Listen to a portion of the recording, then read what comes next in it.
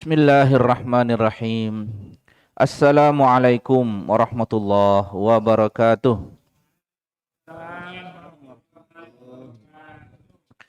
Ini kita pada Sabtu yang keempat dalam kajian tadabbur ayat Al-Quran khusus dari surah An-Nisa. Pada bulan yang lalu sudah kita bacakan dan kita uraikan sangat panjang tentang ayat 48, yaitu bahaya syirik dan bagaimana peluang-peluang keampunan dosa bagi orang-orang yang bahkan melakukan dosa besar selain syirik. Nah, sekarang kita memasuki ayat yang berikutnya, ayat 49. A'udzu billahi minasyaitonir rajim. Bismillahirrahmanirrahim. Alam tara ilal ladzina yuzakkuna anfusahum balillahu yuzakki man yasha wa la yuzlamuna fatila. Unzur kaifa yaftaruna 'ala Allahil kadhib wa kafa bihi isman mubina. Alam tara ilal ladzina utu nasiban minal kitabi yu'tuna bil jibti wat taguti wa yaquluna lil ladzina kafaru haula'i ahda minal ladzina amanu sabila. Ulaika alladzina la'anahumullahu wa man yal'anillahu falan tajida lahu nasira.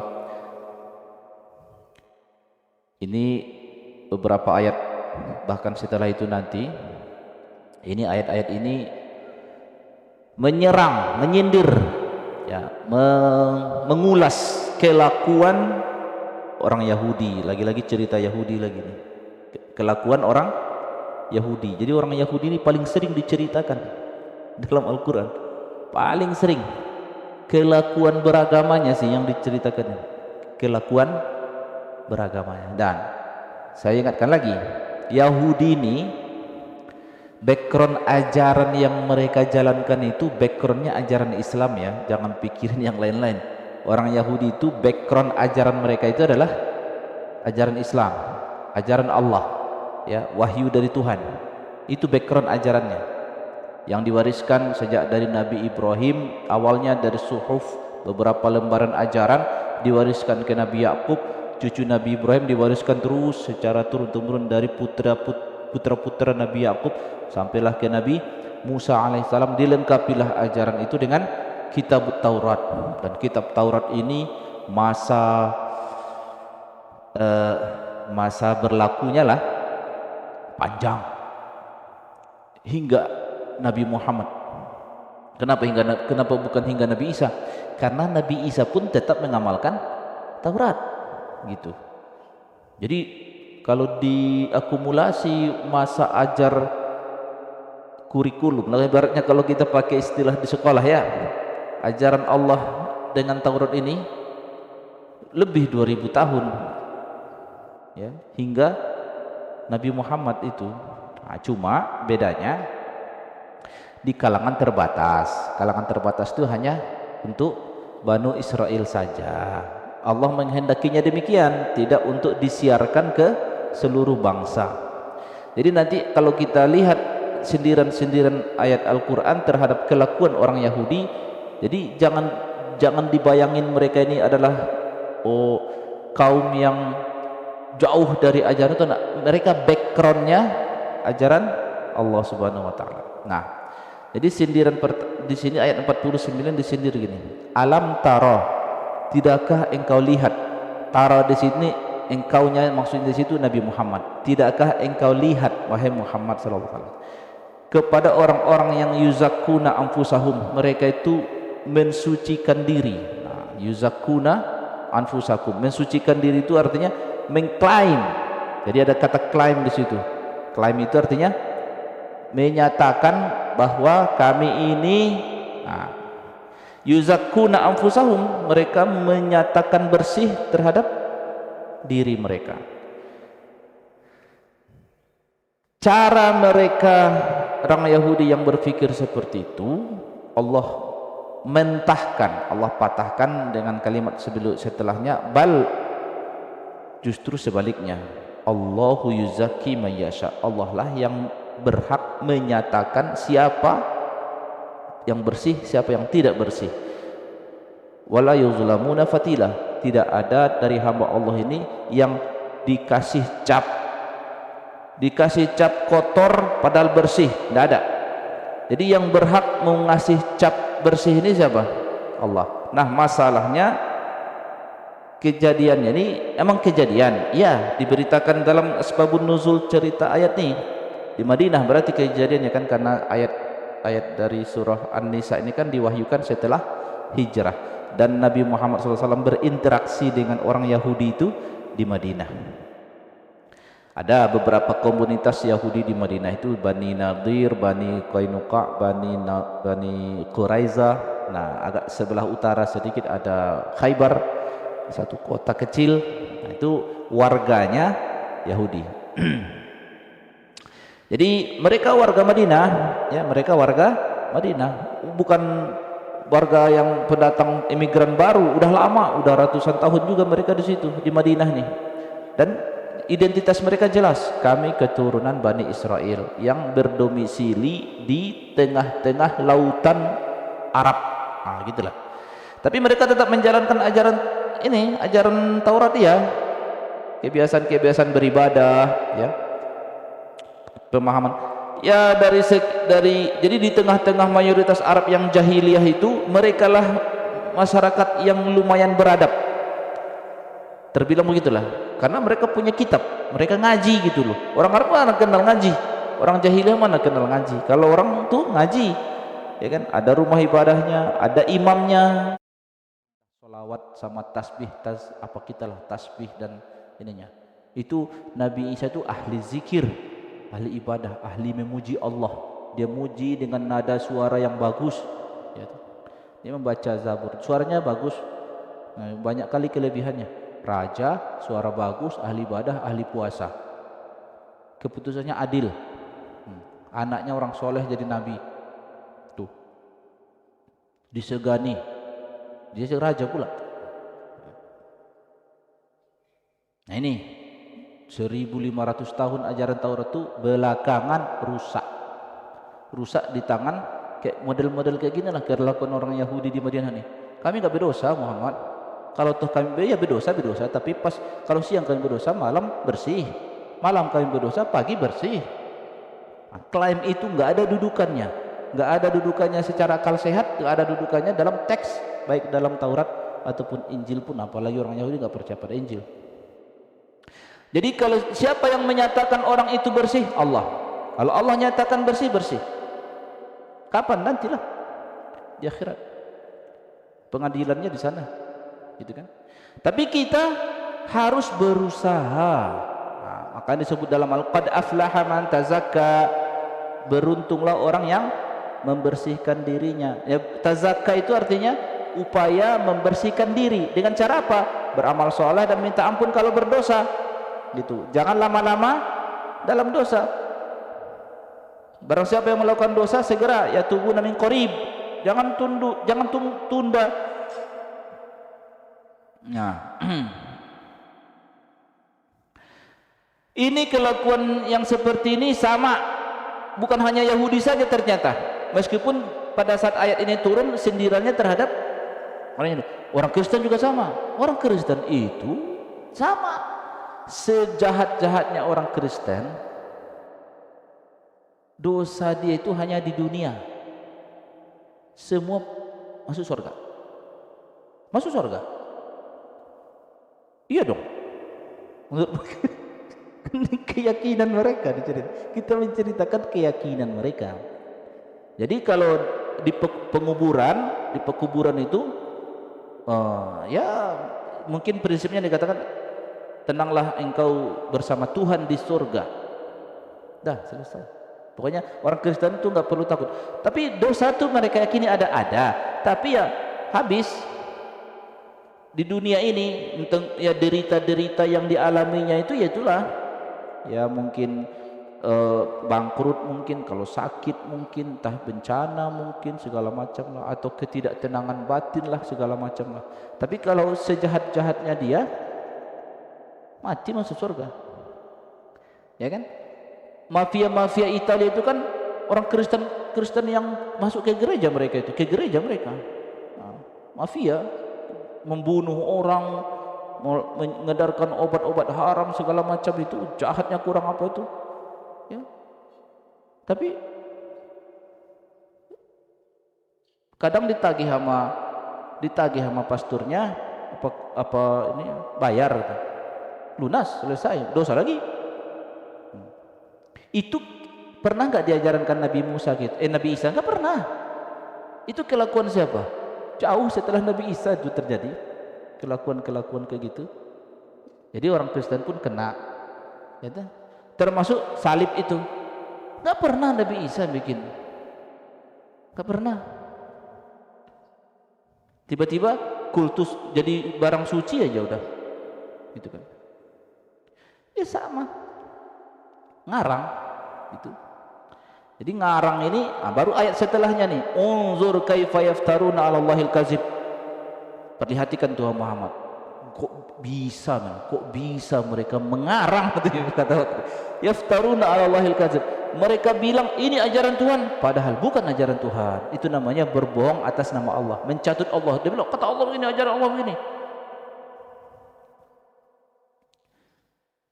Wa kafa bihi isman mubina.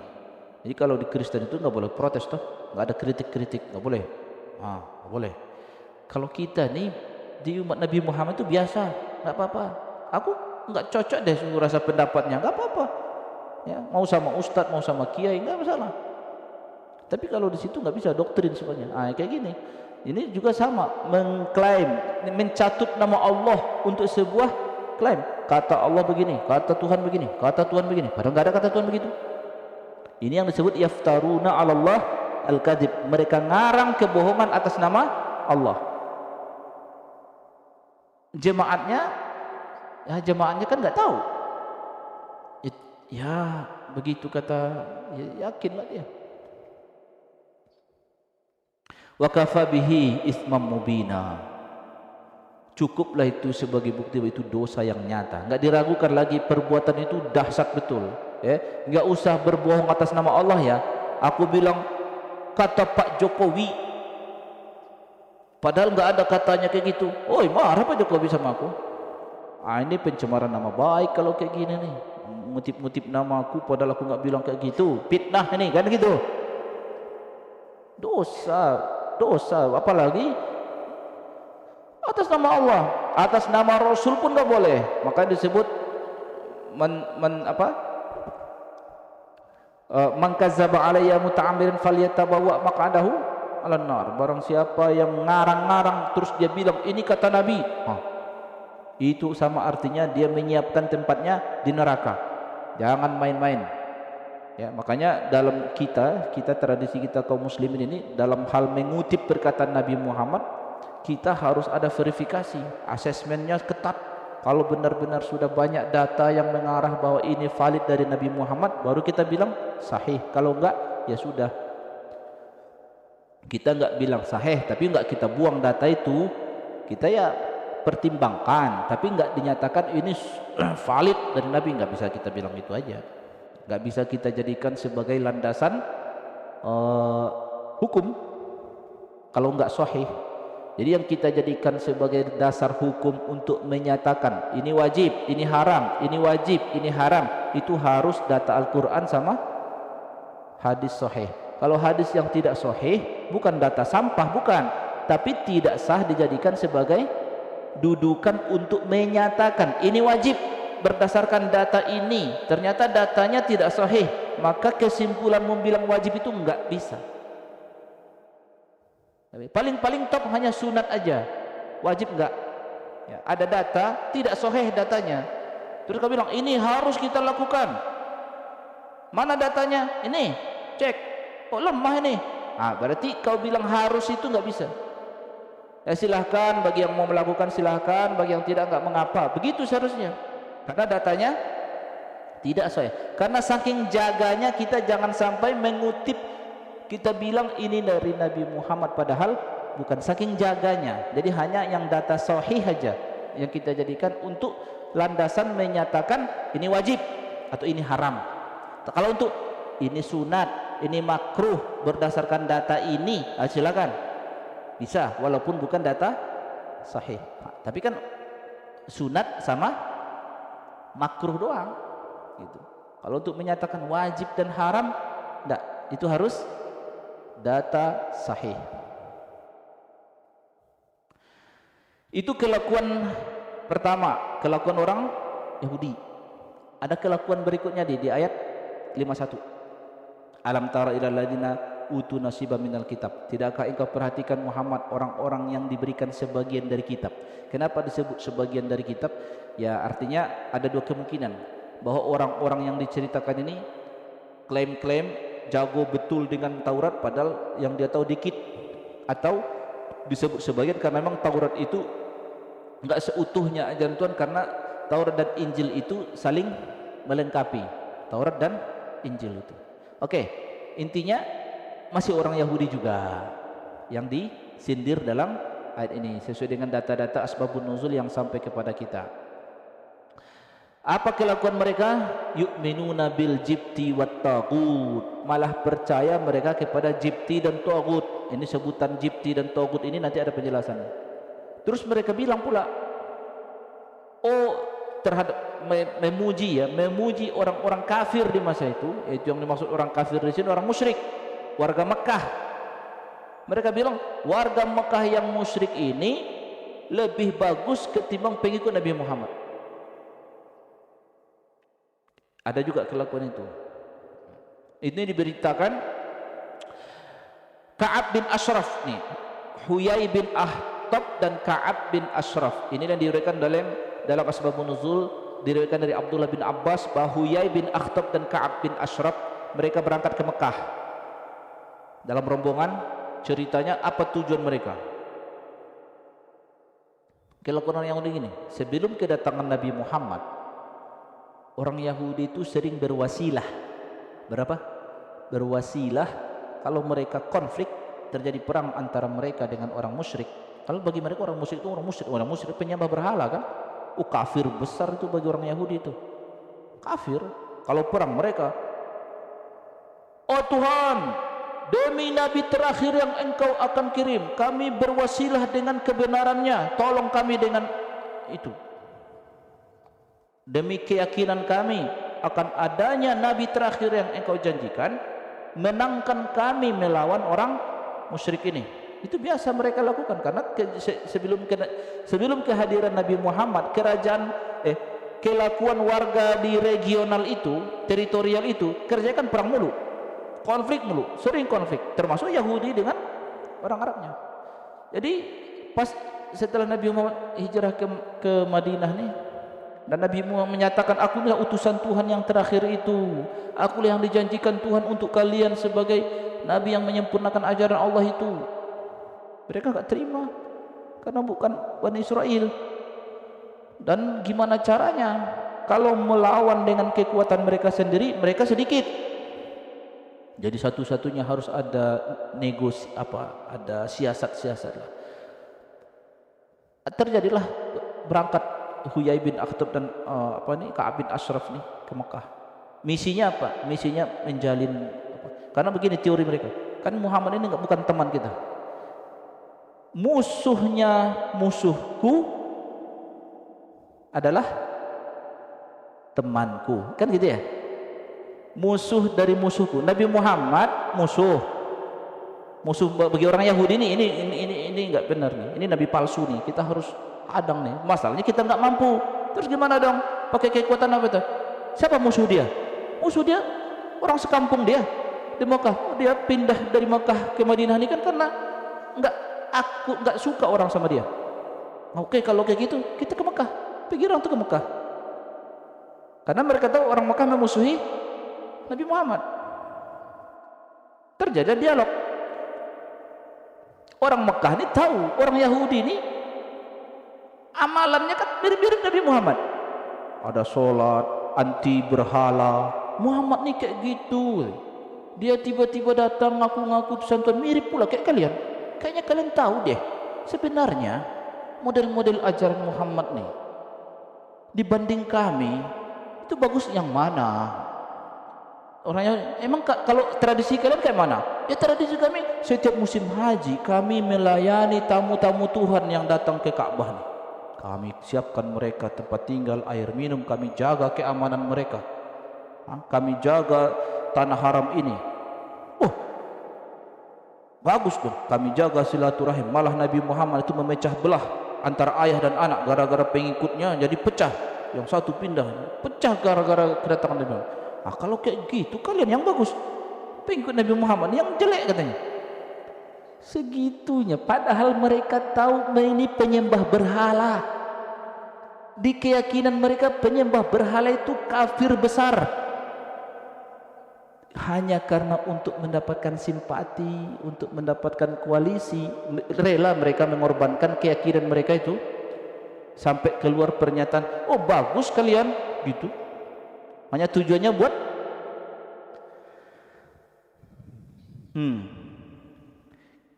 kelakuannya. Oke, jangan kita baca ayat nih, itu orang Yahudi itu orang Yahudi itu. Tahu nggak salah satu adab kita, kata Imam Ghazali kalau baca Quran, kalau Al-Quran itu menceritakan kejelekan, maka bayangkan yang disindir itu dirimu, bukan orang lain. Kalau Al-Quran itu menceritakan kebaikan, kau bayangkan itu orang lain, bukan dirimu. Jadi kalau nanti misalnya setiap sindiran yang jelek-jelek, bukan aku itu, mereka itu, nggak ngaruh Al-Quran ini nanti ke dia, gitu. Adab kita tuh gitu. Memang sih betul asbabun nuzul menyindir ini untuk Alkitab, betul, tapi kelakuan mereka mungkin nggak dilakukan oleh pengikut Nabi Muhammad di suatu waktu. Mungkin apalagi zaman pilpres, banyak kejadian nanti kayak gitu. Ini yang bagusnya kayak gini katanya kan, padahal dia yakini itu nggak bagus sebenarnya, cuma karena maslahat, kepentingan. Ya. Jadi prinsipnya ini memang dilakukan oleh orang Yahudi di ayat ini, betul, tapi ya kelakuan mirip-mirip kayak gini bisa terjadi bagi siapa saja, nggak baik untuk kita tiru. Jadi bayangin aja yang disindir ini kita, supaya ya Allah janganlah aku kayak gitu ya. Kalau nanti semua ayat ini ini untuk orang itu pas cerita surga, itu untuk aku itu, pas cerita neraka, enggak aku itu, enggak kayak gitu. Justru sebalik, kalau ada ayat itu mengancam kekufuran ya, dia ancam dengan azab, bayangkan itu dirimu, supaya kamu menangis, supaya kamu tersentuh. Kalau enggak berguna Al-Quran itu nanti ke hatimu. Ini pelajarannya ya. Jadi klaimnya itu, ancaman buat mereka ini apa? Disebut di dalam ayat 52 nih. Ulaikal ladzina la'anahumullah. Mereka itu adalah orang yang Allah laknat mereka. Laknat itu apa artinya? Laknat itu lawan dari kata rahmah. Kalau rahmah itu kita inginkan tuh. Rahmat itu kan Allah mengerti kekurangan kita, itu kita inginkan, kita kejar itu kalau rahmat itu. Kalau laknat sebaliknya, enggak Allah mengerti kesalahan dia, Allah enggak maafkan, Allah enggak kasih rahmat, berlaku keadilan Allah buat mereka, itu maksudnya. Allah enggak akan jahat kepada hambanya, Allah tidak zalim, tapi bahwa Allah menghukum hambanya sesuai dengan kesalahannya, itu laknat berarti. Ini orang-orang ini menurut berita Al-Quran sudah jelas nih, ulaikal ladzina la'anahumullah. Mereka inilah yang Allah laknat mereka. Kalau orang itu sudah dapat laknat dari Allah, siapa yang bisa membela mereka? Enggak ada. Falan tajida wa may yal'anillah falan tajida lahu nasira. Orang yang sudah dapat cap laknat dari Allah, enggak ada yang bisa mengangkat cap itu kecuali Allah. Itulah ancaman untuk mereka. Berarti dosa besar. Dosa besar kalau sudah ada kata laknat. Makanya kalau kata laknat dari hadis pun, Allah melaknat ini, berarti dosa besar itu. Itu salah satu indikatornya kan. Kalau kata hadis Allah melaknat pemakan riba, Allah melaknat orang yang mengubah-ubah yang laki-laki menyerupai perempuan-perempuan, itu dosa besar itu. Allah melaknat pengadu domba, dosa besar itu. Gitu. Termasuk kalau malaikat pun melaknat, seperti perempuan yang tidak patuh sama suaminya, dilaknat oleh malaikat, katanya, itu dosa besar juga itu. Jadi indikator-indikator sebuah dosa itu dinyatakan dosa besar berdasarkan data ayat Al-Quran atau data hadis berisi ancaman. Itulah yang menyebabkan dosa besar. Nah, laknat Allah ini, kalau sudah dilaknat oleh Allah, laknat Allah ini macam-macam.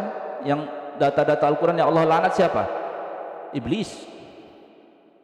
Jadi kalau kita bilang iblis laknatullahi alaih, itu kita bukan ikut melaknat, kita hanya menyatakan Allah melaknat dia. Itu artinya gitu kan, kita menyesuaikan apa yang Allah katakan, gitu kan.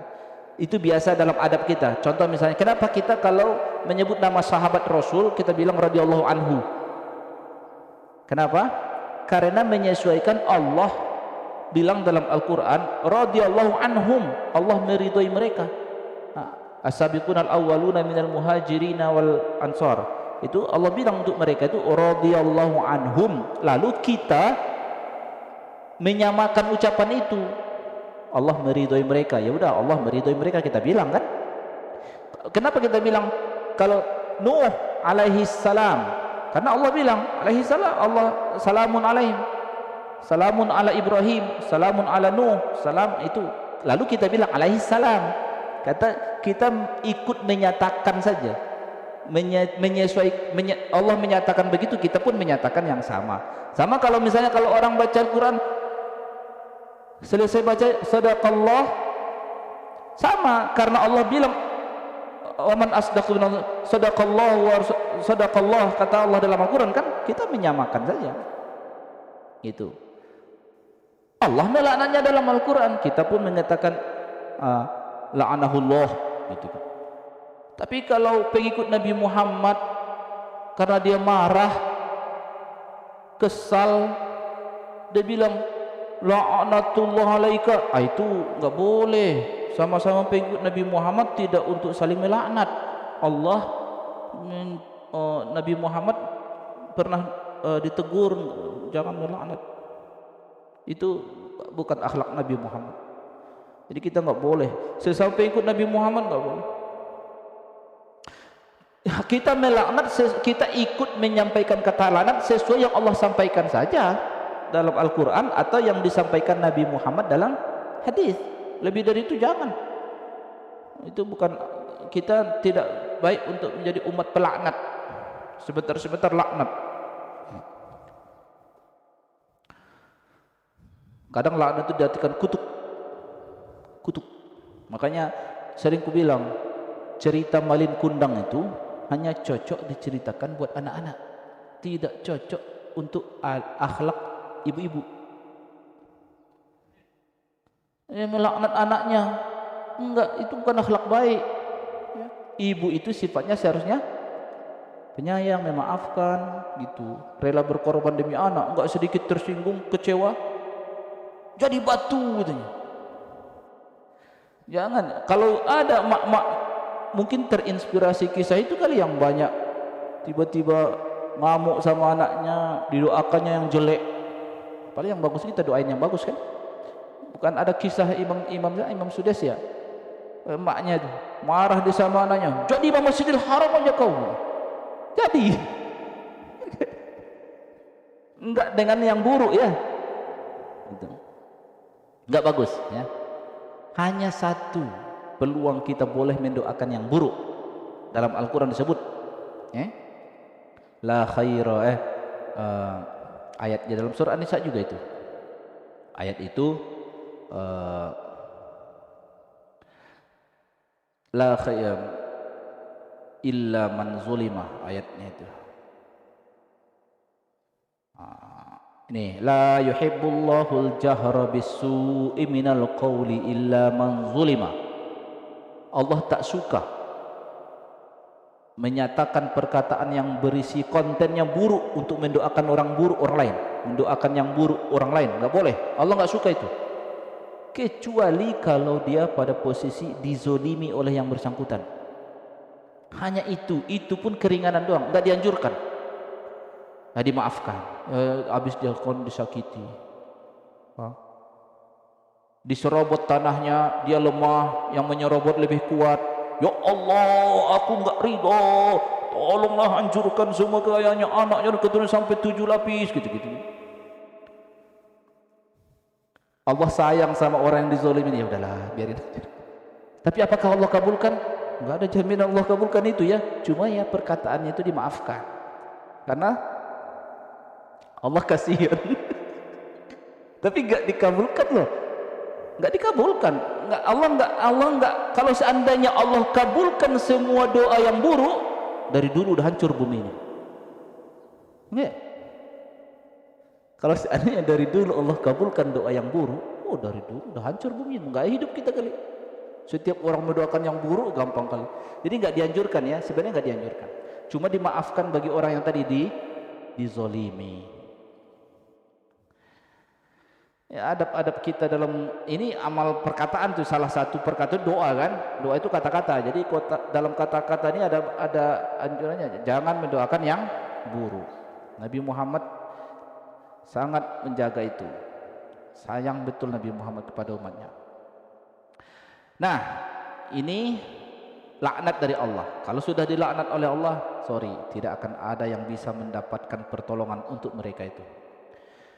Am lahum nasibum minal mulki fa idzal la yu'tunan nasa naqira. Nah, ini itu kelakuan yang kedua tadi ya. Kelakuan yang pertama tadi apa? Bukan. Iya, ngarang dia bilang kami ini orang enggak berdosa lah. Itu satu. Nah, kedua, mengorbankan apa yang dia yakini orang itu salah, tapi dia bilang kalian baik hanya karena untuk mengejar ya kerjasama, ya sama-sama buat memusuhi Nabi Muhammad, ya kan, lama kepentingan duniawi lah ya. Nah, di ayat yang berikut ini apa sih yang mendasari psikologis mereka nih secara karakter ini, kok bisa begitu terbentuknya karakter ajaran ini, jadi sudah meresap gitu loh. Jadi ini salah satu risiko apa nama istilah orang yang eksklusivisme. Jadi merasa istimewa sendiri, itu ini enggak sehat, tidak inklusif, eksklusif dia. Jadi dia doktrin itu dipelihara di tengah-tengah Bani Israel, khususnya ajaran-ajaran. Jadi menyatu di situ, ajaran Allah ada, tapi ajaran-ajaran yang mereka buat-buat sendiri ya untuk menyesuaikan keinginan mereka masuk juga. Jadi seakan-akan semua dari Allah, termasuk ini tadi eksklusivitas dan keistimewaan yang menurut mereka kami ini pilihan Tuhan, kami ini orang istimewa. Sampai sekarang doktrin itu ada di orang Yahudi itu. Ini juga yang memicu kebencian orang Jerman. Oh iya, karena bagi mereka selain Yahudi itu sampah udah. Orang Jerman dilawan, mereka pun berkeyakinan kami titisan dewa katanya kan. Nah, dikurungnya dalam ruangan bergas orang tuh. Terjadilah yang katanya Holocaust itu kan. Intinya watak ini enggak sehat gitu loh. Watak ini enggak sehat. Artinya begini, bagaimana dengan kita umat Nabi Muhammad? Haruskah ada perasaan eksklusivisme di tengah umat manusia yang banyak, yang beragam nih? Seharusnya sih tidak. Justru teori kita itu begini, Islam itu udah benar karena kita tidak menghubungkan ras terhadap keselamatan, nggak ada menghubungkan genetik, golongan darah, grup suku terhadap kemuliaan, nggak ada. Ini ajaran kita dari awal tegas sekali. Innallaha la yanzuru ila suwarikum wala ila ajsadikum. Tidak melihat penampilan kalian, tubuh kalian, tapi kepada hati kalian. Inna akramakum indallahi atqakum. Itu bahwa ini semua hamba Allah, ya, dan semua hamba Allah ini berhak untuk selamat. Kita yakinnya begitu. Semua hamba Allah ini berhak untuk selamat, supaya kita ajak mereka ke jalan keselamatan. Justru begitu prinsipnya, bukan matikanlah, masuk neraka lah kalian, kami aja yang selamat. Enggak kayak gitu teorinya. Kita harus ada rasa kasihan atas dasar misi yang Allah sampaikan kepada Nabi Muhammad, wa ma arsalnaka illa rahmatan lil alamin. Kami mengirim engkau Muhammad sebagai bentuk kasih Allah untuk seluruh manusia. Kita ininya pembawa misinya. Jadi kalau kita berpikir eksklusif, hanya kita saja, mereka enggak usah, enggak gitu, enggak kayak gitu. Jadi kita ini umat dakwah namanya, harus mengajak semua, harus diajak mereka ke jalan Allah. Jadi kalau kita berpikir seperti orang Yahudi ini, nggak masuk. Orang Yahudi itu memang dari dulu, karena memang ajaran itu waktu itu hanya untuk Bani Israel. Ini mungkin ini bawaan itu ya, bawaan doktrin ajaran itu memang dulu hanya untuk Bani Israel. Jadi Yahudi itu nggak mengenal dakwah, ya, berdakwah ke pedalaman, ayo masuklah Yahudi, mana ada, nggak ada kayak gitu. Jadi eksklusivisme itu terjadi di tengah mereka sampai kepada keyakinan-keyakinan yang berlebihan, sehingga di ayat 53 ini bilang amlahum nasibum minal mulki. Mereka bilang kan kami anak Tuhan, kami ini yang diistimewakan Tuhan. Terus kalau kalian kayak gitu, emang kerajaan Tuhan tuh kalian punya saham di situ? Ini ayat ini menyindir gitu kan. Apakah mereka punya saham kerajaan Tuhan? Kalau toh seandainya faizan la yu'tunan nasa naqira. Kalau andailah mereka itu punya saham, ada saham mereka tahu berapa persen lah tentang kerajaan Tuhan nih, pasti enggak mereka bagi ke orang lain. Itu artinya apa? Ini watak. Ini watak di secara umum sudah tidak sehat. Watak ini. Jadi hanya merasa ini kami saja, orang lain enggak usah. Ini buat kami saja. Nah, yang dikasihi Tuhan kami saja, yang lain dibenci Tuhan. Nah, kalau kayak gitu keyakinannya mirip-mirip Yahudi lah. Ini Yahudi dicindir gini, apakah mereka punya saham kerajaan Tuhan? Kalau seandainya mereka punya kerajaan Tuhan, pasti mereka nggak mau bagi-bagi sama orang, saking mereka berpikir keselamatan untuk kami saja, yang lain ke neraka aja dah. Umat Nabi Muhammad nggak kayak gitu, gitu ya. Am yahsudunan nasna. Karena kenapa Allah menyindir orang Yahudi seperti itu? Gini. Karena ketika mereka dapat informasi Muhammad adalah utusan Tuhan, itu mereka sadar kalau utusan Tuhan pasti mulia. Udah? Pasti kemuliaannya itu besar sekali di sisi Allah. Mereka enggak ridho, itu aja.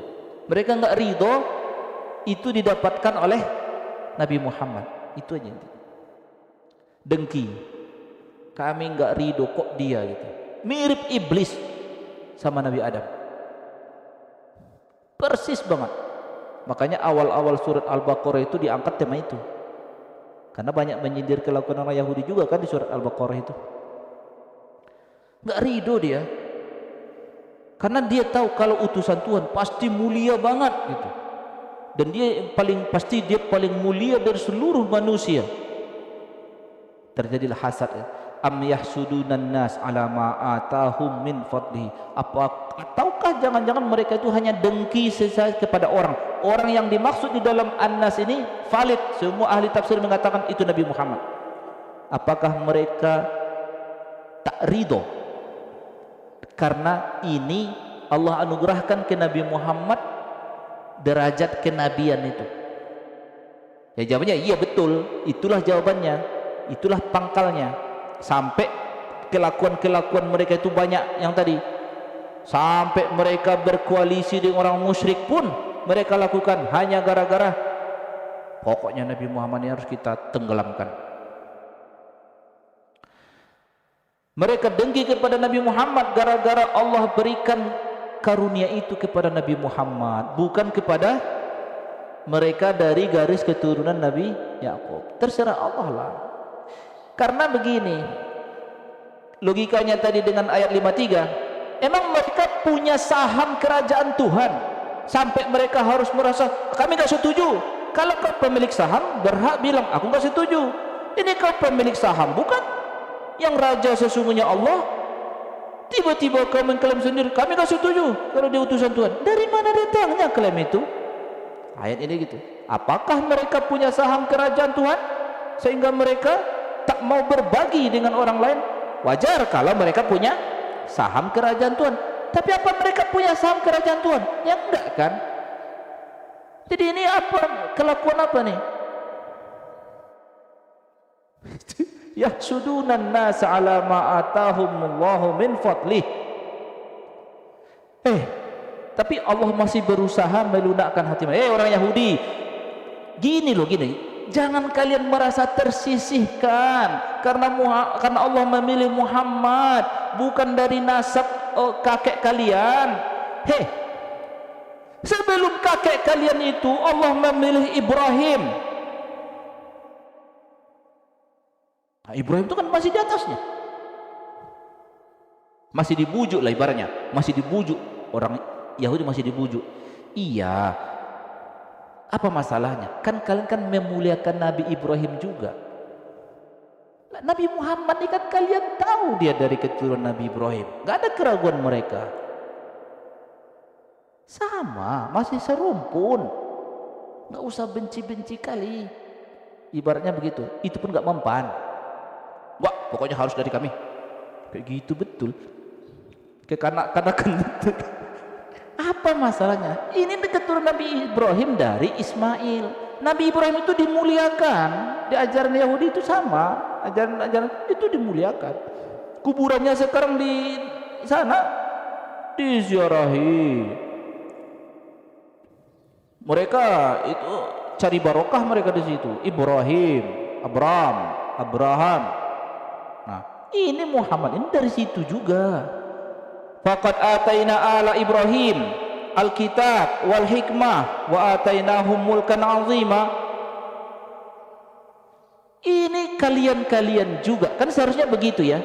Ini enggak jauh-jauh wahai Yahudi, wahai Bani Israel. Ini bukan orang jauh, orang serumpun kalian juga. Batang rumpunnya, batang pohonnya Nabi Ibrahim, bercabang, satu dari Ishak, satu dari Ismail. Nah ini dari Ismailnya, yang kalian dari Ishak. Seharusnya kalian bangga dong. Oh, orang kita juga itu, ya enggak?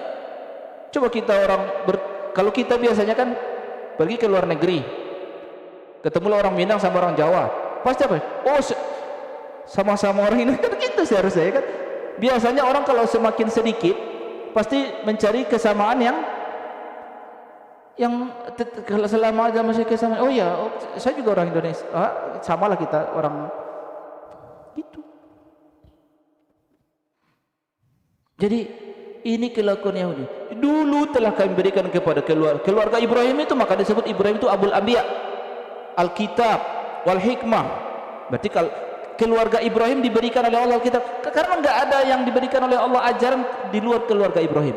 Taurat itu dari keluarga Ibrahim, Nabi Musa. Zabur itu dari Nabi Musa, keturunan Musa. Injil juga. Kerajaan yang pernah dulu dibanggakan yaitu kerajaan Nabi Daud yang diwarisi oleh Nabi Sulaiman, itu juga sama, keturunan dari Nabi Ibrahim juga. Ataina ala Ibrahim alkitab wal hikmah. Jadi ini Nabi Muhammad juga ala Ibrahim. Gitu. Sekarang Allah pilih dia mulkan azimah. Ya faktanya, pertanyaannya sekarang gini.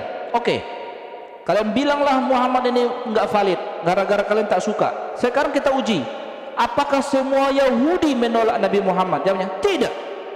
Faminhum man amana bihi wa minhum man sadda anhu.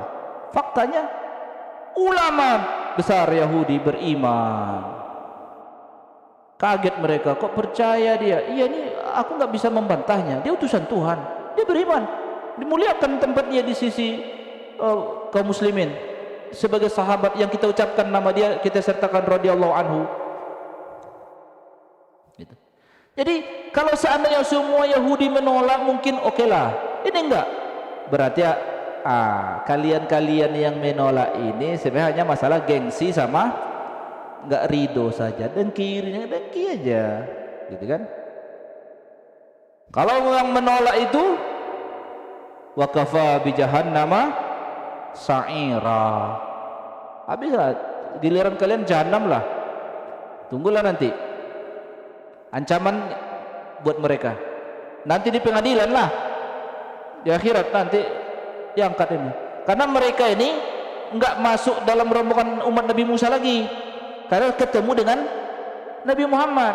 Kalau yang wafat sebelum Nabi Muhammad selesai, mereka enggak tertagih kan untuk beriman ke Nabi. Tapi yang ini yang hidup di masa dan berikutnya kena ancamannya enggak main-main. Ayat 56, innal ladzina kafaru bi ayatina sawfa nuslihim nara kullama madijat juluduhum baddalnahum juludan ghayraha liyaduqul adab innallaha kana azizan hakima. Orang-orang yang tidak percaya kepada ayat-ayat kami, karena Allah kan memberitakan pesan-pesannya kepada melalui Nabi Muhammad. Terus orang Yahudi tak, kami tak percaya itu pesan dari Tuhan. Oke, kalau nggak percaya rasakan ini, nanti akan kami masukkan mereka ke dalam neraka. Di neraka itu gosong kulitnya, enggak sampai kosong sampai hitam, enggak sampai kosong, sampai setiap matang dikit. Matang tuh kalau digambarkan matang tuh, lihat ayam putih enggak kulitnya, guling putar-putar di dekat api itu lama-lama merah enggak, kayak gitu. Setiap baru enggak sampai hitam, setiap memerah karena kemarin kami ganti lagi dengan kulit yang baru sampai tak berhenti rasanya. Ngeri ayat ini, ngebayang, jangan bayangin Yahudi, bayangin kita aja, wih ngeri, takut kita merasakannya. Nggak pernah berhenti rasa derita itu. Kalau seandainya jadi gosong, logika orang, oh sarafnya udah putus, berarti nggak ada rasa. Teorinya kan gitu. Enggak, Allah bilang setiap matang sedikit diganti lagi deh sampai rasanya terus kayak gitu. Perih, kena luka bakar, supaya mereka merasakan siksa itu. Karena apa? Jahat betul menolak utusan Tuhan, pesan Tuhan, menolaknya tanpa alasan yang jelas, itu dosa besar. Kesombongan, intinya ini kesombongan. Menolak kebenaran gara-gara tak suka sama orang yang menyampaikannya, ini adalah kesombongan. Menolak kebenaran gara-gara yang menyampaikannya dia nggak suka, lalu konten pembicaranya ditolaknya padahal benar, itu kesombongan. Batrul haq. Innallaha kana azizan hakima. Karena kan tegaskan mengerikan tadi azabnya. Di akhir ayat itu Allah sertakan sifatnya aziz hakim. Itu selalu sering. Coba amati nanti kata syir, kumpulkan semua kata asma Allah yang di akhir ayat azizan hakima. Pasti itu bicaranya adalah ketegasan Tuhan. Jadi Allah mengazab hambanya itu ketegasannya, enggak rahmatnya, ketegasannya, tegasnya. Aziz itu tegas, hakim adil, enggak bisa Allah dipersalahkan di situ. Sebaliknya, bagi yang menerima dengan tawadhu, tak ada, dia terima buktinya Muhammad utusan Tuhan, tak ada keraguan di situ. Dengan rendah hati dia menjadi pengikutnya, karena menjadi pengikut Nabi Muhammad udah pasti tawadhu dia. Innal walladzina amanu wa amilus salihati sanudkhiluhum jannatin tajri min tahtihal anharu khalidina fiha abada. Orang-orang yang beriman dan beramal saleh maka akan kami masukkan mereka ke dalam surga, nanti air mengalir banyak. Enaklah pokoknya ini enak. Ini kita bayang-bayangin, berharap ya, berdoa, ya Allah masukkanlah kami dari golongan yang diberitakan dalam ayat ini selamanya. Bukan cuma tempat yang indah, walahum fiha azwajum mutahharah, mereka juga dapat jodoh-jodoh yang suci. Suci dari apa? Suci dari haid, enggak ada haid-haidnya, enggak ada melahirkan lagi, enggak ada tanggal merahnya, enggak ada tanggal merahnya. Menurut berita tafsir, apa yang dimaksud jodoh-jodoh yang suci ini? Kalau di dunia kan ada tanggal merahnya, ya kan? Di sana enggak. Banyak. Satu orang cuma satu, enggak. Mau minta banyak dikasih. Kok bisa sih diceritakan seperti ini? Ya karena kita suka. Di dunia ini kita suka perempuan itu, jodoh pasangan itu kita suka. Jadi Allah berikan, ini juga dikasih nanti gitu. Wa nudkhiluhum dhillan dhalila, dan kami masukkan mereka ke dalam bayang di bawah naungan. Naungan. Karena apa? Namanya kehidupan dunia ini aja lah. Mana pilih? Pilih di bawah terik matahari atau di bawah saung? Pasti kita milih di bawah saung dong, enak. Nah, semua yang sifatnya nikmat itu di surga. Semua yang sifatnya tak enak itu di neraka. Itulah. Jadi diakhiri dengan dua ayat ancaman Allah lagi untuk yang terjadi nanti di akhirat mereka. Inilah resikonya akan mereka alami. Selalu Allah sertakan, kalau yang beriman, kalau yang tidak beriman ini nasibnya. Kalau yang beriman begini nasibnya. Atau kau pilihlah, kau mau masuk grup yang mana. Alhamdulillah kita masuk grup yang tawadhu itu tadi. Kita enggak takabur, kita menerima Nabi Muhammad sebagai utusan Allah. Enggak ada kita membangga-banggakan nas kita, ras kita. Kita terima ya. Sekarang tetap ada loh orang-orang yang anti apa itu Arab. Lama-lama dia anti sama Islam. Enggak ada ketawadukannya. Gitu kan? Jadi jangan kita enggak usah ikut-ikutan yang gaya-gaya. Semua hamba Allah, ya. Nabi sendiri juga bilang tak ada yang membedakan antara Arab dan selain Arab.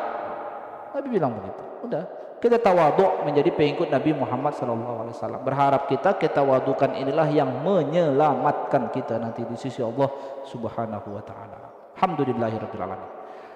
Pemaparannya sampai ayat 57 karena ini satu paket sindiran-sindiran terhadap kelakuan orang-orang Yahudi. Nanti insyaallah pada bulan depan kita masuk ke ayat yang berikutnya. Mengenai hukum banyak di sini. Serunya ini. Jangan lupa ikuti materi bulan depan. Silakan.